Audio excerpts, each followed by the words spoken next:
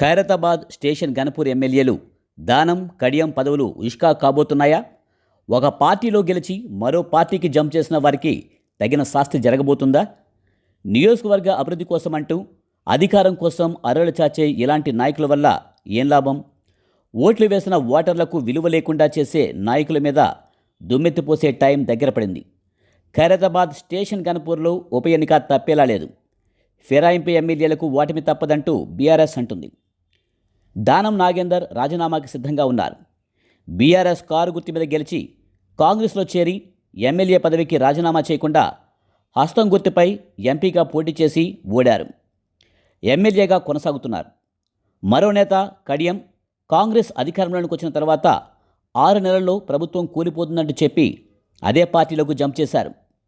వీళ్ళిద్దరే కాక మరో 8 మంది ఎమ్మెల్యేలు కాంగ్రెస్లోకి జంప్ అయ్యారు. సుప్రీంకోర్టు గడువు దగ్గర పడుతున్న క్రమంలో కాంగ్రెస్లోకి వచ్చిన ఎమ్మెల్యేలు అందరూ అనవసరంగా వచ్చామని బాధపడుతున్నారట.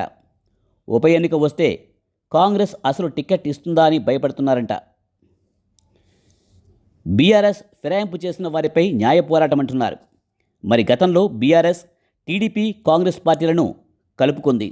ప్రతిపక్షం అన్నదే లేకుండా ఏకఛత్రాధిపత్యంగా వ్యవహరించింది.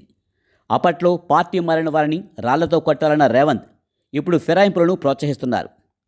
పార్టీలు తమ స్వార్థ ప్రయోజనాల కోసం ఫిరాయింపులపై ప్రత్యేక చట్టం, కఠిన చట్టాలను తీసుకురావాల్సిన అవసరం ఉన్నా ఆ పని చేయవు.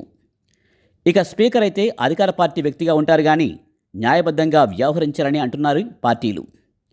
ఎథిక్స్ లేని నాయకులు ప్రజాస్వామ్యాన్ని అపహాస్యం చేస్తున్నారని విమర్శలు వస్తున్నాయి. మరి మీరేమంటారు? కామెంట్ చేయండి.